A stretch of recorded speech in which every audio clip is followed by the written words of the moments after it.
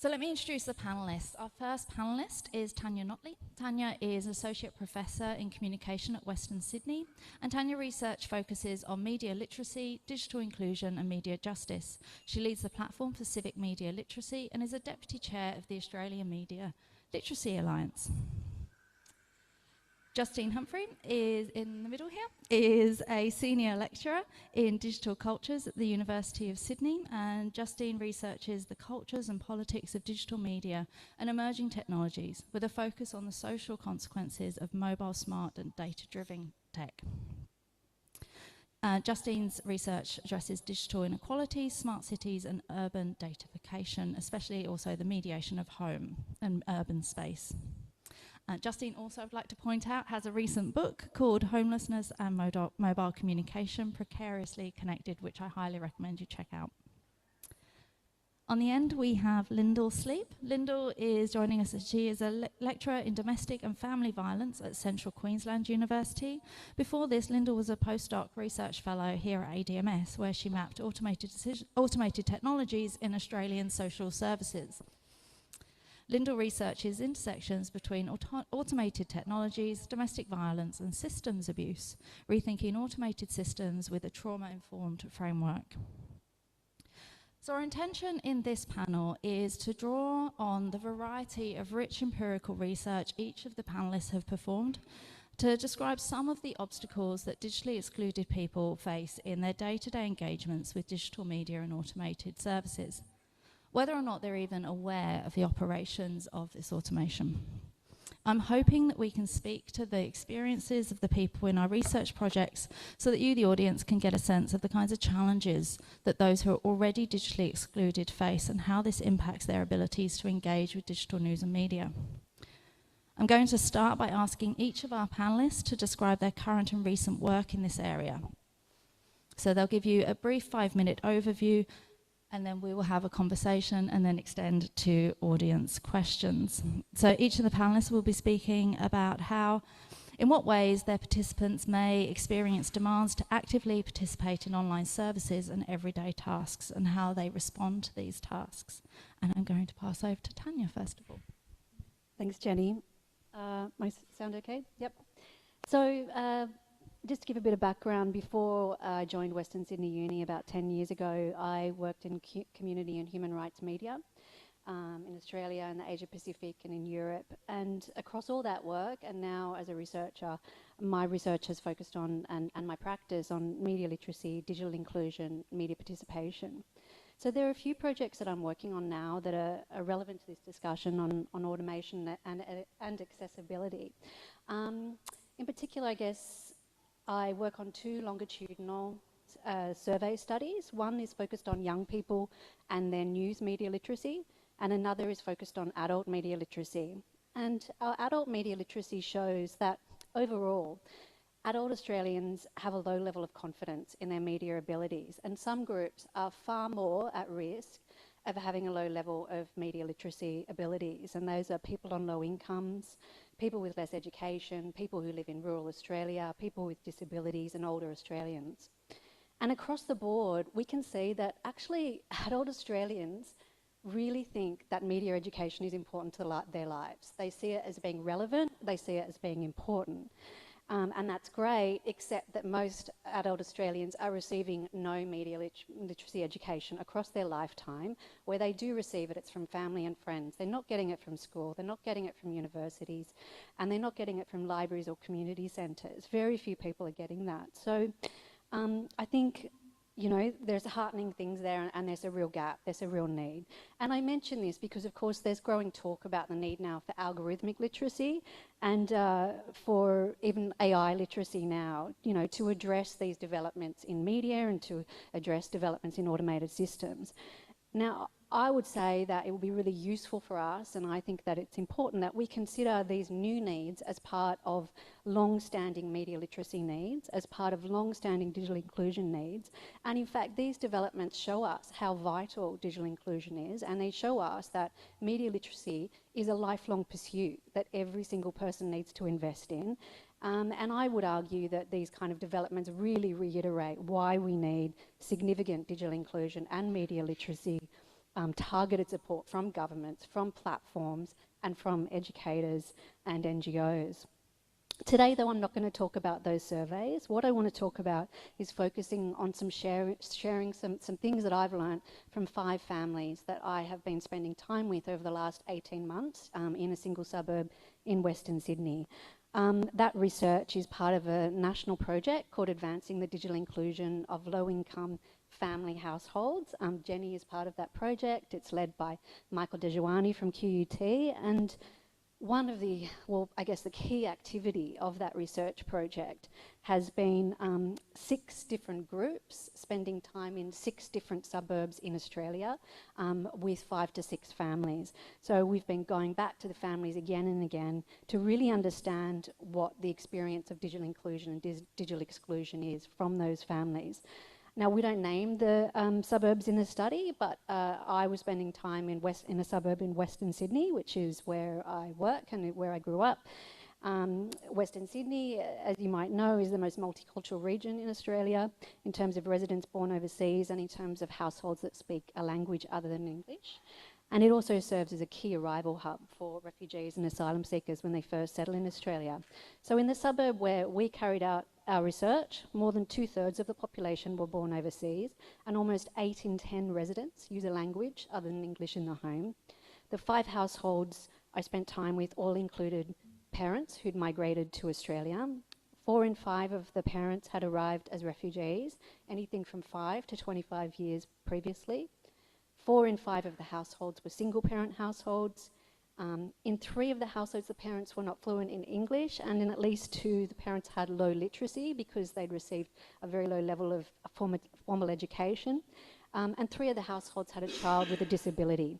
So I give all that as context for this discussion. That really, you know, the 5 households were all experiencing intersectional situations of disadvantage, social and digital disadvantage. I want to be careful not to homogenise the experience of those families because they're all completely unique, but we can see some patterns that emerge. So as we have discussion today, I'm really just drawing from those 5 families. Where I can, I'll give quotes directly from the families to really talk about how their experience of digital inclusion and exclusion is shaping their experience of automation. Thank you, Tanya. I might pass along to Justine. Okay. Thanks, everybody, and really lovely to be here. Thank you, Jenny, for the opportunity to join my esteemed colleagues on this panel. I'm a researcher that has for almost a decade now been researching the subject of homelessness and digital media. And I've carried out multiple studies mainly in Australia, but also in the United States and the United Kingdom. And some of those have been collaborative projects, some of the latter studies, which I'll talk a little bit about today. And through this research, I've mainly examined access and use of digital media and different kinds of media. And you know, one of the features of homelessness, which I will talk about in a moment, is that a lot of that media is very constrained to particular devices and types of media access. And very much focused on mobile communication, which has been a focus of my research. I've looked at a number of different groups or subsets of the homeless population in Australia and abroad, and just to talk a little bit about homelessness before we sort of move too far into this discussion, it's really important to kind of think about the complexity of the phenomenon of homelessness and challenge some of our misunderstandings and misrepresentations of homelessness, which is really, really very common in the media and just in general public perceptions of this phenomenon. We're not talking about people that are homeless in the sense that they are homeless individuals. We're talking about a condition, a circumstance, a phenomenon, a process, an experience that people have, and those people can be anybody. Anybody can experience homelessness. There's short-term homelessness, there's long-term homelessness, medium-term homelessness, homelessness that some people might go in and out of depending on their circumstances. There's different kinds of groups who experience homelessness. It's very diverse. I spoke to young people who were homeless or who had recently been homeless in my first and second study, and also my third study.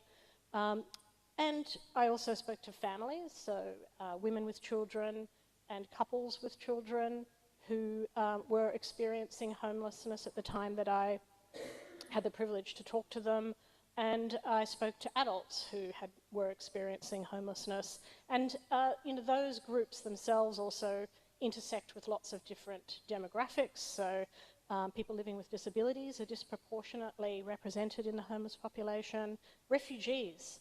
I found out recently, talking to the head of the City of Sydney Homelessness Unit, actually just 2 days ago, that out of the 200 and or so people who are currently living on the street in the CBD and the City of Sydney area, 60 of them are either refugees or residents with precarious levels of visa legality. So that means that they're not eligible for any support at all, no housing.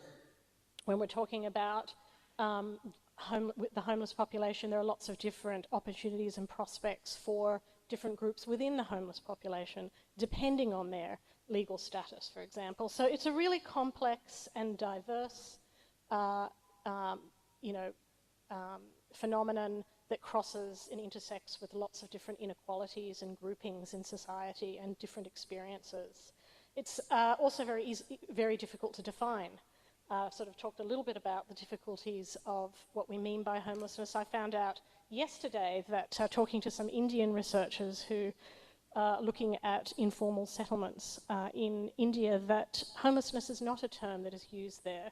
The term that's used is houselessness.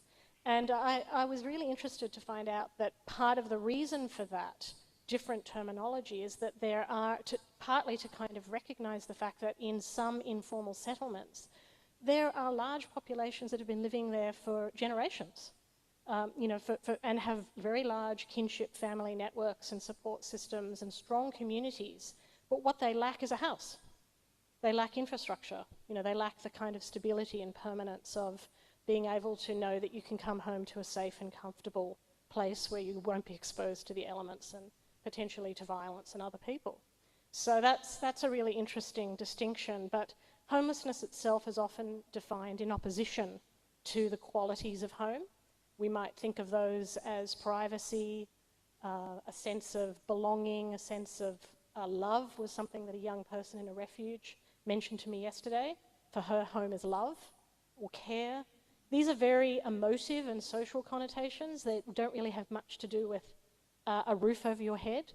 But in fact, the material and social are intertwined, because you often can't have those qualities without having a shelter, a stable and secure shelter, and a safe home that might be free of, that is free of violence. And that, unfortunately, is an experience of many people who are homeless because they have had to flee their homes because they're not safe, private, comfortable spaces, but actually spaces of abuse and violence. And I think Lindel might talk a bit more about that. So just a few very quick takeaways from what I've found that highlights the need for accounting for homelessness in research on digital exclusion and inequality, and to take into account the specificities of that experience, because I think, and in general, probably across all of the different groups that we're talking about, digital inequality is not experienced in a universal, uniform way. It's enormously diverse and varied experience, and the way to deal with that, to address digital inequality, is to actually have an understanding of those differences at the very first step. That's kind of base one. And we don't really have a very good understanding in Australia. We still lack, even though we have the amazing Australian Digital Inclusion Index, which is an amazing survey that tracks digital inclusion, so the affordability, accessibility and ability to access and use and benefit from digital technology in Australia, and we've had that since around 2016, and it's now biannual. That's still very broad, a kind of broad snapshot of where Australians are at in terms of digital equity and inclusion. But we do still lack that kind of very gradated understanding, and it's constantly changing. So with my research over 10 years, looking at homeless populations, lots of new issues have come to the fore. So in my research, I found that people who are experiencing homelessness are, perhaps surprisingly, on the whole, a very well-connected population. Most of them have mobile phones, and they have to have them, but most of them don't work. So this is a really problematic thing to think about, that you need to have a phone, that you might have a phone from time to time, or that might get stolen, it might break, you might not have access to power, you may not be able to have credit or have enough data to kind of do the sorts of things that you need to do on your phone. So a lot of people who are experiencing homelessness, whether that is on the street or living in a refuge or in an emergency or transitional accommodation, or precariously in a boarding house or in an overcrowded dwelling, and there's more and more people who are in these circumstances, if we think about homelessness broadly, is that people make up a kind of a patchwork of internet access and access to communication that might in some ways resemble what you or I are able to experience on a daily basis, but in other respects is completely and entirely different. So, for example, that patchwork might include the mobile phone, public libraries, free Wi-Fi sources that might be available in cafes or restaurants, on the street, in government foyers, in the houses of friends and family. And in many ways, people who are experiencing homelessness across, on the whole, and there are huge differences within the different subsets of that population, have quite a high level of media literacy. So that might be surprising as well. They're very digital savvy, but a lot of their media literacy is focused on getting access and overcoming the constraints of the digital inequalities that they face. So they're super resourceful. They have that street smart. The street smarts is being able to know how you could go to a McDonald's, for example, and set up your little workstation and your bag so that you look like you're going to be there for a long time without being noticed. And have a little bit of a rest and be able to access the internet. And I think really fundamentally what we need to be doing when we're talking about homelessness and digital media is centering people and their experiences and the diversity of those experiences. But at the same time, one thing that I sometimes feel a little bit uncomfortable about, but I think it's important to also combine in this analysis, this examination, is that homelessness turns upside down how we think about accessing and using media, because it is just taken for granted that we have some place to go, someplace safe to use our technology. And if you're a conference goer here today, you know that your experience of kind of temporal lack of access, temporal sort of putting together, patching together your own access while you're out at a conference is just a kind of very, very tiny sliver of what people who don't have stable housing experience all the time, 24 hours a day. Thank you, Justine. I'm really keen to talk more about how people experience the consequences of exclusion, and also thinking about what both yourself and Tanya have already mentioned about in terms of the efforts people go to in order to be connected. The digital disadvantage is often a consequence of other forms of disadvantage and not because people don't value being included. Lindel, I'd like to invite you to tell us about your research and the context in which you understand digital exclusion. Thank you so much, Jenny. Thank you so much for the invitation to take part in this panel with this, and I'm ecstatic to be with such amazing company. Thank you. Okay, my research has focused on the experiences of social security recipients, especially women domestic violence survivors. The news and media has always been in the background, so looking at the theme of this symposium, but usually as a stigmatising force, labelling social security recipients as undeserving, lazy, dishonest, and in terms of my couple research study. My research and its aims are very much a reaction to this, a counter to this, trying to animate the voices and lived experiences of being a social security recipient. More recently, my work has included social services more broadly, especially my work in the ADM+S Centre. I used mixed methods in my research, including document analysis, case studies, interviews, and focus groups. At the ADM+S Centre, I undertook various projects mapping the use of ADM systems in social services in Australia, including case studies of 28 ADM systems used in social services in Australia and interviews with service users and their advocates. Currently, I'm joint CI on a project with Paul Henman, Susanna Frey and Philip Gillingham, funded by the University of Notre Dame, US, IBM Data Ethics Lab, which focuses on using trauma-informed principles to audit AI used in social services delivery. This project aims to use trauma-informed practice principles like safety, empowerment, and choice to build an audit tool for the use of automation in social services delivery. I'm also joint CI with an ADM+S Centre, with ADM+S Centre researchers working with the New South Wales Ombudsman, mapping ADM systems used in government bodies in New South Wales. This project works towards transparency in ADM in governments. In my research, I've worked with social services professionals, social services users and their advocates, domestic violence survivors, welfare rights groups, and social worker groups.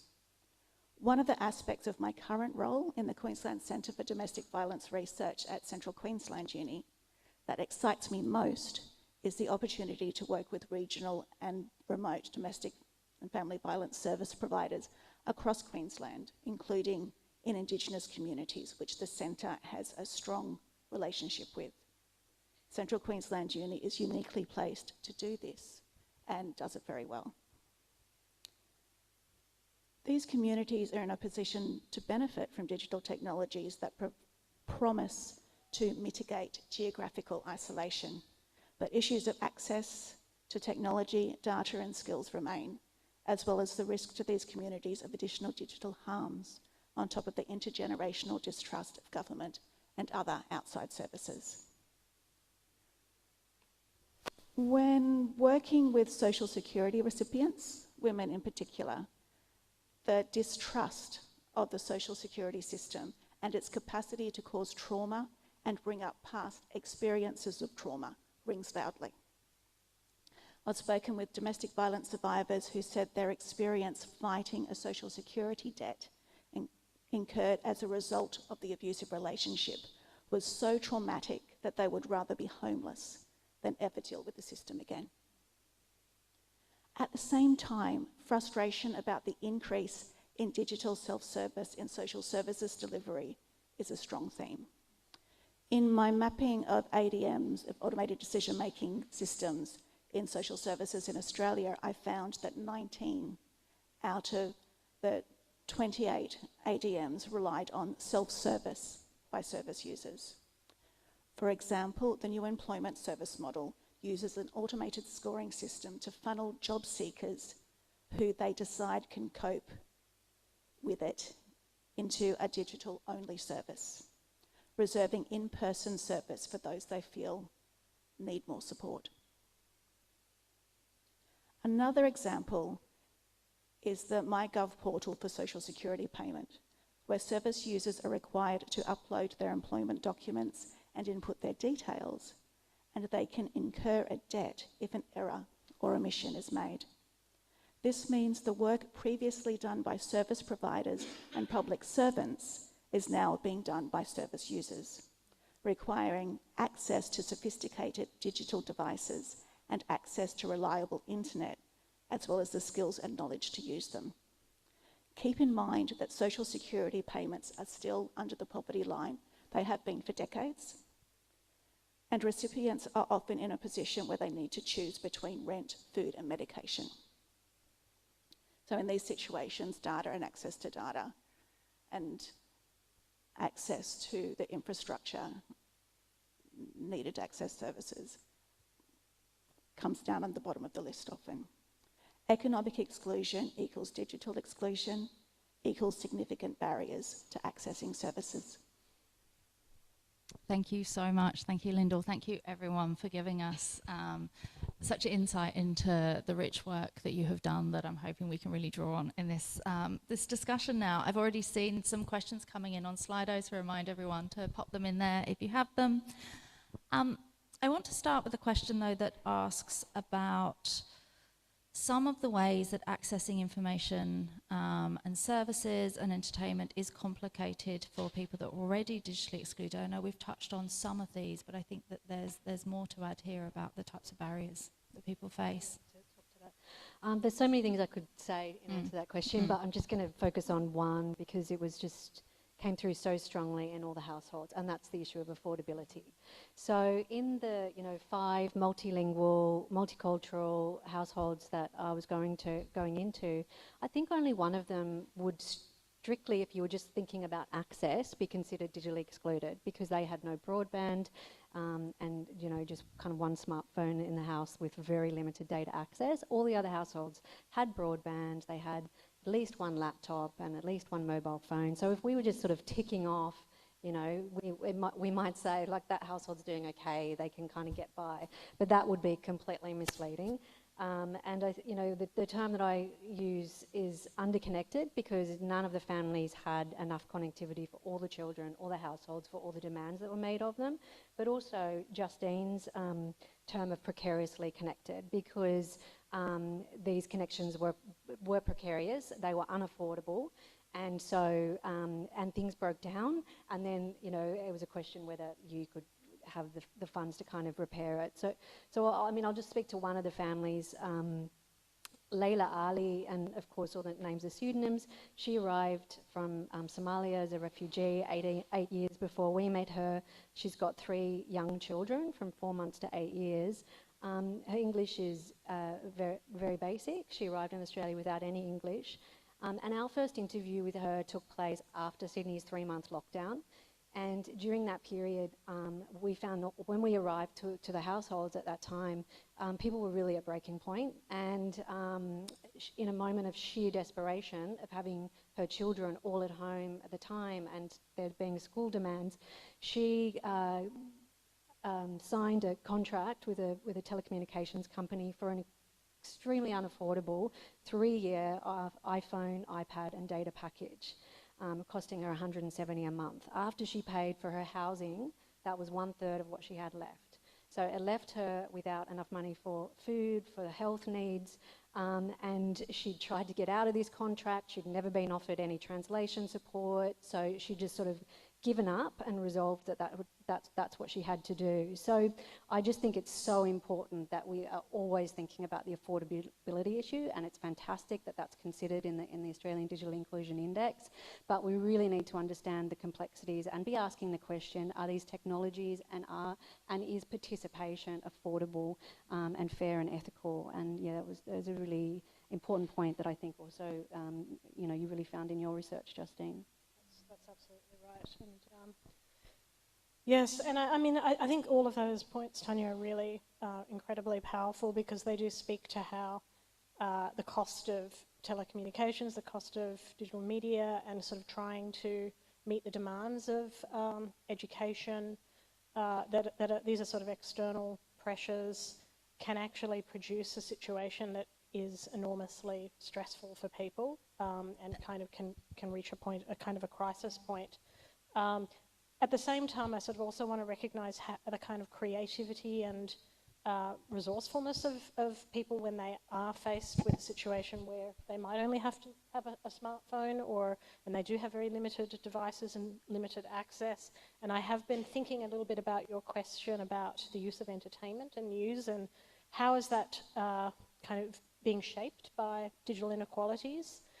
In my research, I was initially surprised, and I think this was a kind of an assumption that I had that had to be challenged, which is that people who are experiencing homelessness watch movies, they read the news, they listen to music, and in some circumstances they might be replicating media practices that lots of other groups are also carrying out, mainstream Australia is carrying out, but they may also be being performed for specific purposes. So for example, music listening and watching movies is a coping mechanism when you are living in such harsh circumstances that you need to block out, screen out the physical environment. You need to block out people who are being abusive, and you need to kind of block out environmental and physical discomfort. And so that's, and you need to kind of connect, and loneliness is a really major, isolation is a really major issue for people who are isolated and either precariously housed or actually, without a house. The other thing I was thinking about is the sort of impact of automation, news automation and entertainment automation on these particular cohorts. And what actually happens with a lot of media personalisation and algorithmic curation of news content is that it is premised on particular sorts of users, intended users who have access to a single device or multiple devices and an account that often actually flies in the face of how people with very few resources are using media. So, for example, if you share a device, if your way of accessing media is across multiple different, sources in a library or in a government foyer, then your experience of the kind of personalisation of content and the communities that you have access to, even the ads that you're being delivered, are going to be constrained by your particular circumstances, and that will shape that in particular ways as well, which I think is a new area of research that we need to be doing, and sort of a kind of another kind of level of divide. I mean, in the past we used to talk about first, second, third level divides. I think this is much more at the kind of fourth, fifth or sixth level in a sense, because they are sort of a little bit more nuanced. But maybe I'll hand over to Lindel to see what she would like to add to this discussion. What I might add is that the impacts of this precarious connectivity. So mostly not being able to access vital services, which lead to not having your needs met, which lead to homelessness, which lead to not being able to purchase prescription medication, not being able to access health services, reinforced distrust of government services, trauma, re-traumatisation, just increased vulnerability. So it's a feedback loop. Particularly when we have a social services system that is so dependent on technological literacy and access to be able to access these vital services. It's a problematic situation. What I like about the conversation so far is thinking about...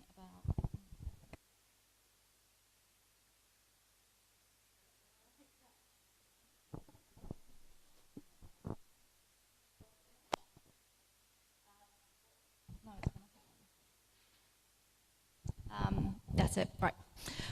What I like about the conversation so far is thinking about how actually the labels that perhaps we have used to think about forms of disadvantage, advantage, forms of inclusion, exclusion, are actually really problematic because there's so much nuance in them and there's so much bleed between the way in which they interact.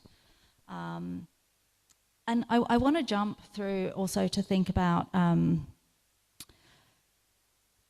this comes out of thinking about who we think users of particular media are and what we imagine particular groups to have access to.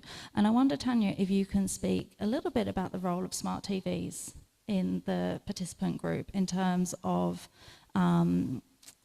because I've had this like in other projects as well, in terms of when you look at media representations of smart home technology users, it's usually a very affluent user group that's represented, but actually these devices and technologies, the range of users is much more diverse than that. Yeah, sure. The smart TV, the role of the smart TV in the home was a huge surprise to me, not something I was expecting, not talked about as a digital inclusion device, but in all of the 5, multilingual, multicultural households, there was, in 4 or 5, a big smart TV. Of course, one of the households didn't have connectivity in their home, so they didn't have a smart TV. but in the other 4 homes it was. And I became like really fascinated about the role this device was playing, because if you think about it, you know, the smart TV is the one shared internet-enabled device in the house that everyone feels that they kind of have equal ownership over.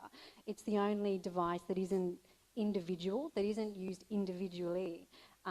So, you know, often it's a device that everyone's watching, consuming together and using together.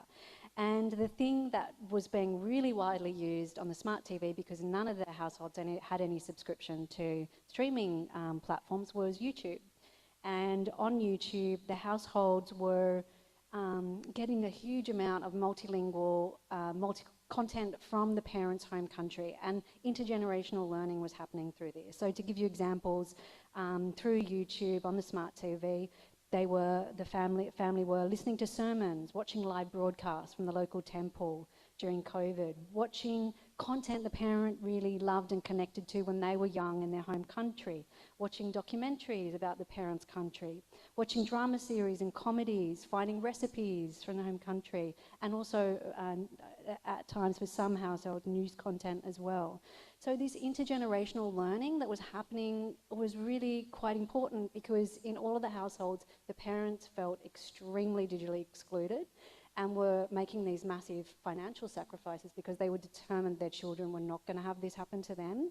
So things that would happen would be the parent would give the child a challenge. See if you can find this for me, you know, something from their childhood. And through that process, they look at how how the child was finding this, how they were bringing it up, the content up. And then at times the children would find content and the parents would contextualize that or disagree with it or say why it was problematic. So there was really interesting kind of learning happening here. I mean, I remember one example where the father was saying, you know, it's really important that the children do tell me what they're finding on YouTube, because sometimes they just find the most nonsense advice. And his daughter had come with this piece of health advice, and he'd explained why that was really bad.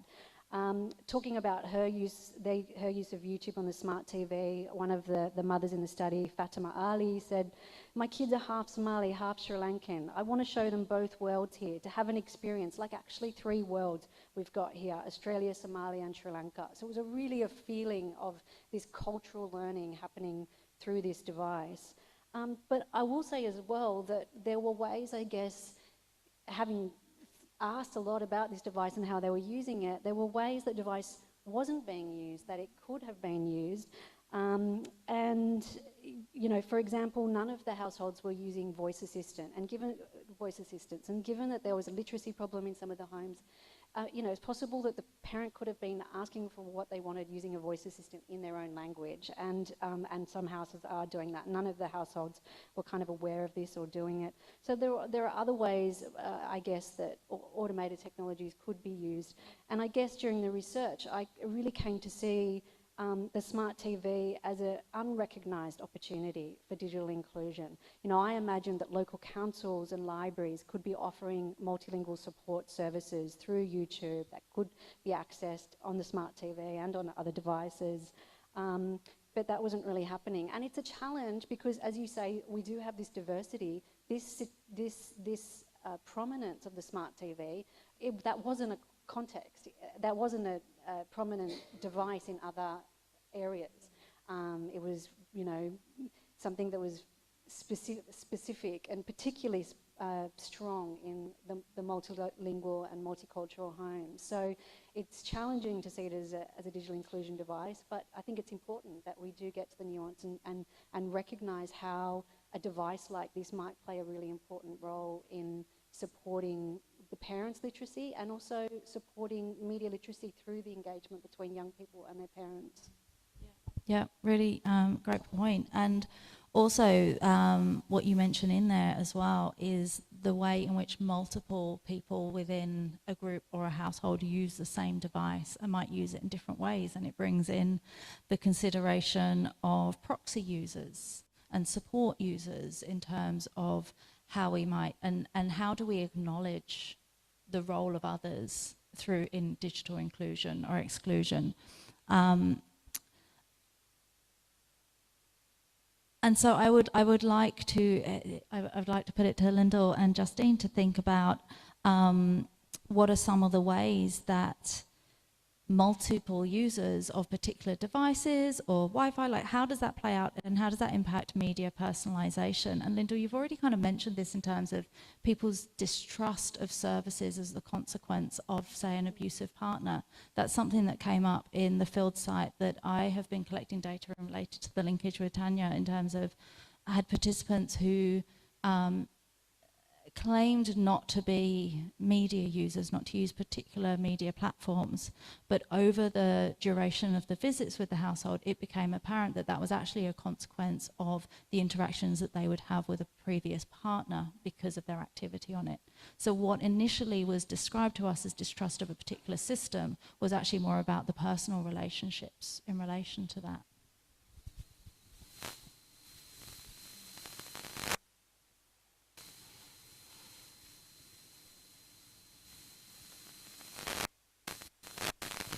Thank you.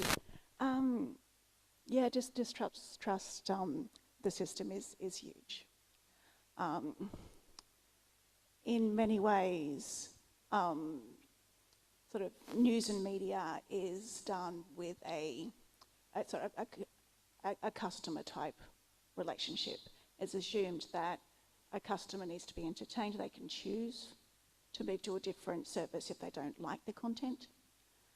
The issue with particularly people in vulnerable situations, particularly social services users, and particularly those with a history of domestic violence, is that the personalisation that's often used in that consumer relationship, that element of choice, is experienced by social security systems and those technologies as a punishment. So particularly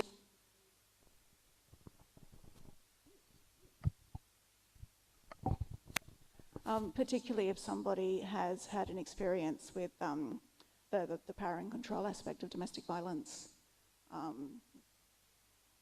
and financial abuse aspects of domestic violence, people I've spoken to have said their experiences with social security have been like a violent relationship. There's been economic abuse, there's been power and control tactics, there's been denying of basic needs, there's been denying of voice. So looking at sort of digital exclusion, news and media, and social security is tricky. There's an aim in social services delivery for a Netflix version of service access, where algorithms consider past activity and demographic information and to suggest a service, sort of a cradle-to-grave system that tells you what you need in all stages of your life. An issue here is that, yeah, there's a focus on customer service, borrowed from news and media, but that element of choice at the core of the customer relationship is not the lived reality for many social services recipients. They cannot choose to deal with another Australian government social security service if they're unhappy with the selections. The choices between receiving payment or not being able to pay rent, and the compliance frameworks are difficult and punitive. Those social security recipients have been targeted through digital systems for decades, usually in media-frenzied welfare cheat crackdowns, sometimes based on demographics like whether they're a single parent. Also based on specific legislation like the couple rule, which effectively targets women who've had experiences of domestic violence for compliance checks, debts, and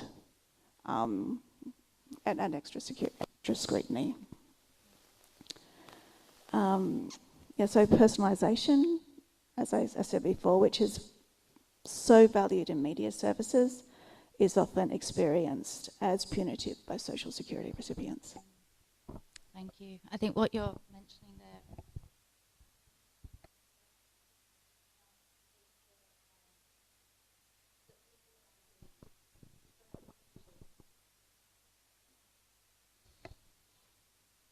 that people are making, people are making stressful decisions and having to choose between basic needs, which means then additional stress in terms of having to forfeit at least partially one of those essential needs. And that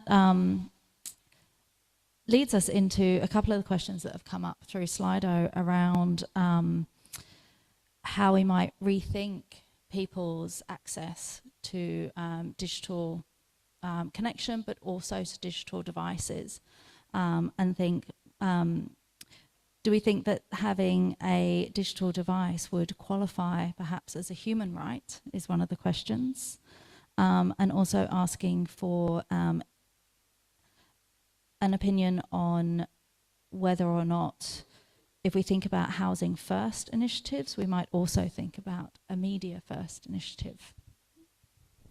That's great. I might throw to you, Justine. They're directed to you. Yeah, like one of the things I've been trying to get on the agenda, talking to people who work in housing and housing policy and in digital inclusion policy as well, is thinking about how those two interrelate. Because housing first has been, there's some controversy about it, but in some respects has also been quite a successful model because of the way that it doesn't, I guess, require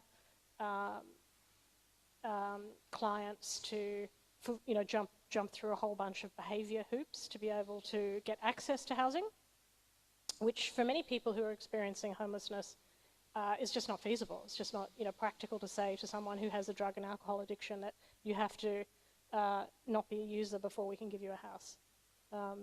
Because if you're living on the street, that's going to, really reinforce and make it very difficult to stop using.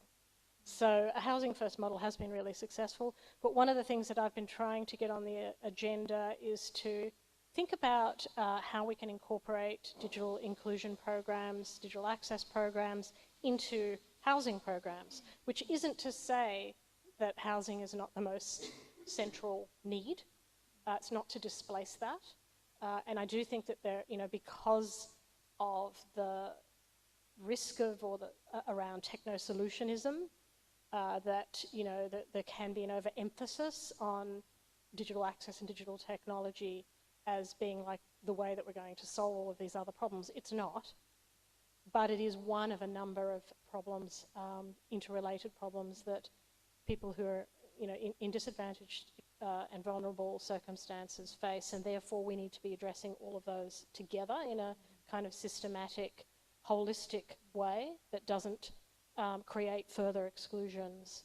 And so I think, for example, the rollout of new social housing in Australia, which is starting to build up a little bit of momentum, which is great to see, but really it's just going to be a drop in the ocean in terms of what is needed.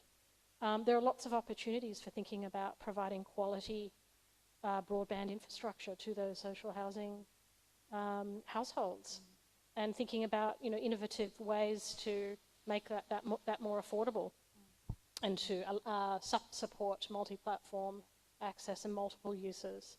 And just one very quick comment I wanted to make before I hand over to someone else in relation to Lindel's point about, and your point about interpersonal relations and how that might create feelings of distrust and disempowerment. In the research that I've just completed for the Safety Commissioner, which it looks at online harms and how young people and parents of culturally and linguistically diverse backgrounds are negotiating some of these sorts of issues. One particular person's experience, mother's experience, really illustrates some of these issues. And she had 4 children, and she participated in the focus group as well as in the survey co-design. We co-designed a national survey with the same participants. And she said that she couldn't access the parental controls because they had been set by her partner, who had left, and there had been some violent circumstances in the household. She had very limited access, knowledge of how to kind of negotiate screen time and issues around limiting access to particular devices, and having those sorts of conversations. She was really initiating those, but she couldn't access the parental controls. So like even at a really basic level, that kind of, those interpersonal relations come in as quite exclusionary. I just wanted to add quickly to that point that there's the limited access that comes from interpersonal relations, but there's also the possibility that that access can cause harm. So, for example, there are cases where in a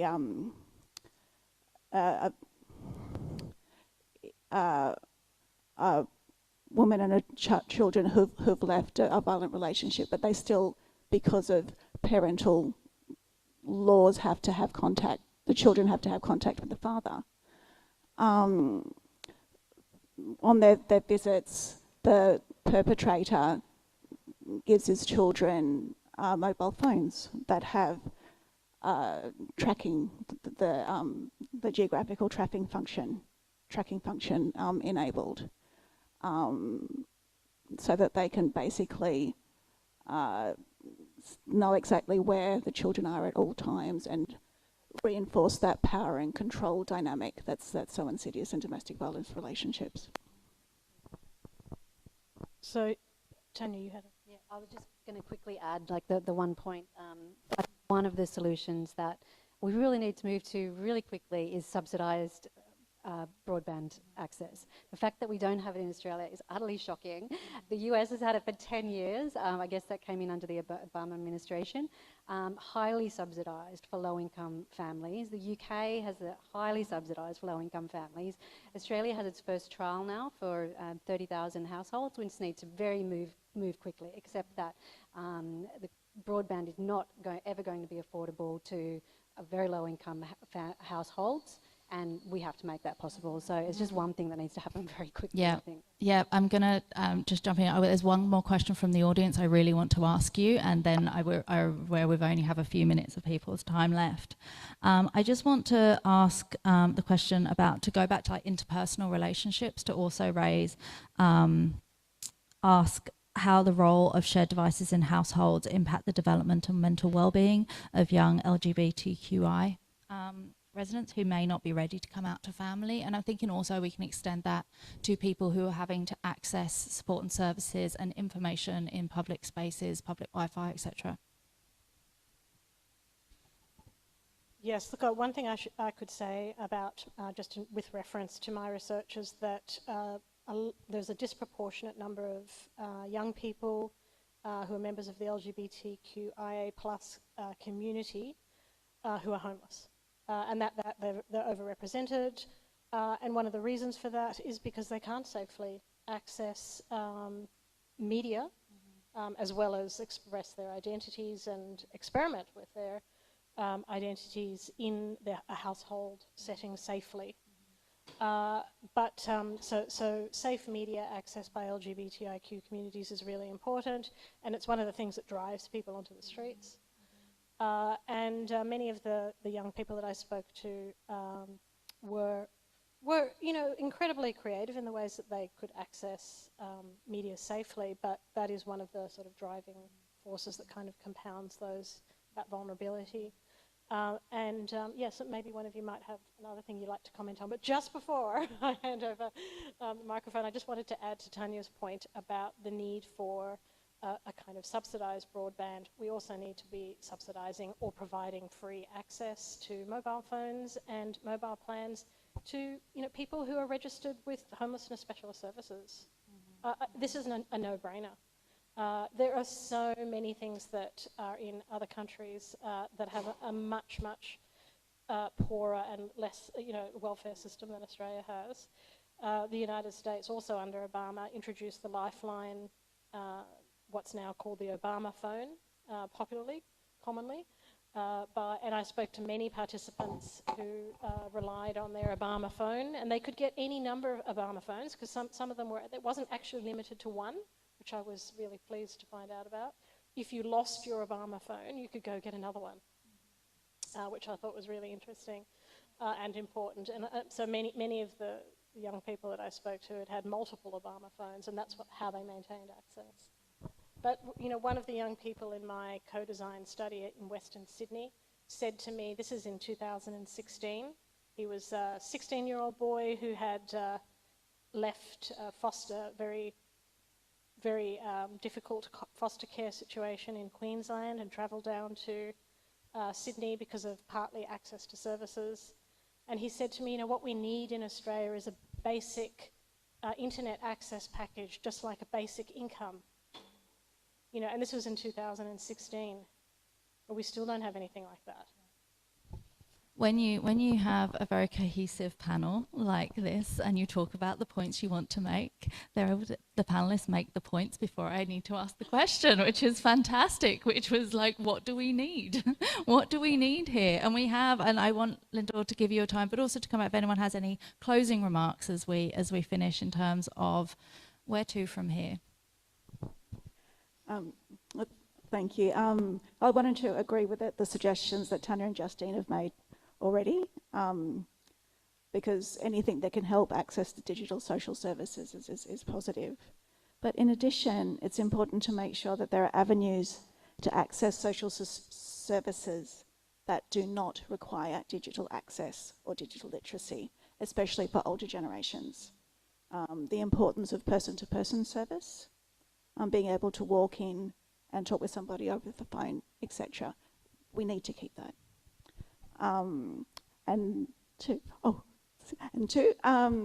Be aware that the way digitisation manifests in social security and employment services delivery reinforces and amplifies exclusions and harms. This is what happens when automations and devices and technologies are employed in an already punitive system. I think the way forward is to change the system to be more focused on explicitly helping and prioritising safety. And I think it's important to think about how digital inclusion in a policy system that can cause such harm is not necessarily a positive end in itself. Digital inclusion needs to be embedded in broader strategies towards social, economic, political inclusion and human rights. Yeah, look, just very quickly, I think we need, my thinking, I think digital inclusion needs to be on the agenda all the time, but we also, I'm starting to think much more about the terms of inclusion, and I think this is also what Lindel's referring to, that actually being included digitally can be a new point of harm, and particularly in relation to government services and the kinds of systems that people who are vulnerable have to interact with. They can then be exposed to the harm that those systems produce. And they are designed to be harmful.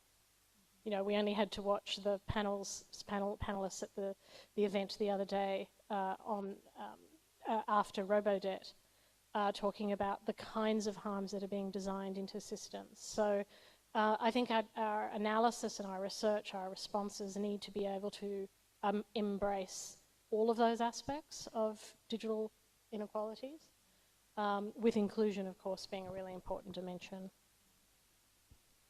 I mean, it seems so obvious, but I guess one thing that I would say is that, you know, as social services are already digitised, as they become more automated, there's more requirement that you use them, it would, I just wish we could insist that the people that need these services the most are part of that design process. And, you know, one instance, a mum asked me to sit with her while she tried to access a New South Wales government social service that every citizen is entitled to. And I just saw barrier after barrier after barrier. It was impossible. You know, absolutely infuriating, and to be experiencing that all the time with social services is just, you know, really quite despicable. And I just think, how hard is it, you know, in social service design to be saying, well, who could benefit most from this social service? Let's start with those people and let's design something. And so, you know, in terms of ensuring that having translation support isn't the 9th option that you get to on your, you know, that is visible, that is prominent. Ensuring that, you know,